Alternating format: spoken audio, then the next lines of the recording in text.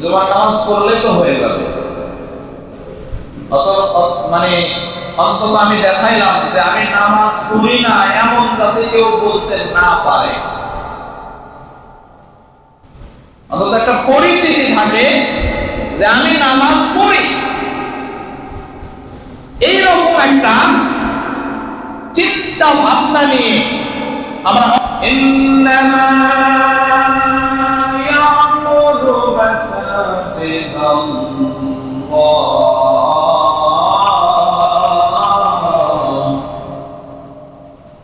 আল্লাহ বলেন মসজিদের সাথে সম্পৃক্ত থাকবে, মসজিদের সাথে সুসম্পর্ক থাকবে, মসজিদের সাথে ওই ব্যক্তির আবাদ থাকবে, চলাচল থাকবে, যাতায়াত থাকবে। কোন ব্যক্তির সম্পর্ক মসজিদের সাথে হবে, কোন ব্যক্তির সুসম্পর্ক থাকবে মসজিদের সাথে, আল্লাহ তাআলা বলেন মান আমানা বিল্লাহ,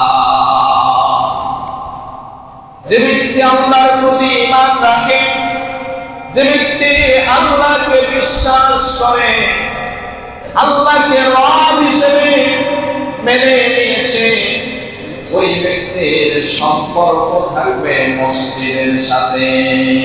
কার সাথে? শুধু তাই নয়, ওয়াল ইয়াউমিল আখির,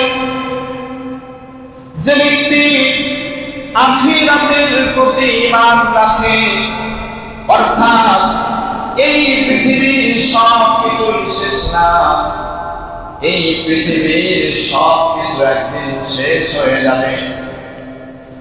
এই পৃথিবী থেকে, এই জীবন থেকে, এই হায়াত থেকে, এই সময় থেকে আরেকটা সময়ে আমাদেরকে যেতে হবে। সেই সময়ের নাম হচ্ছে ইয়াউমুল কিয়ামাহ, কিয়ামতের দিন বা আখিরাতের দিন। বলেন সুবহানাল্লাহ। শুধু তাই নয়, এরপরে আল্লাহ বলেন তোমরা আরো শোনো কার সম্পর্ক মসজিদের সাথে থাকবে। ওয়া আকামাস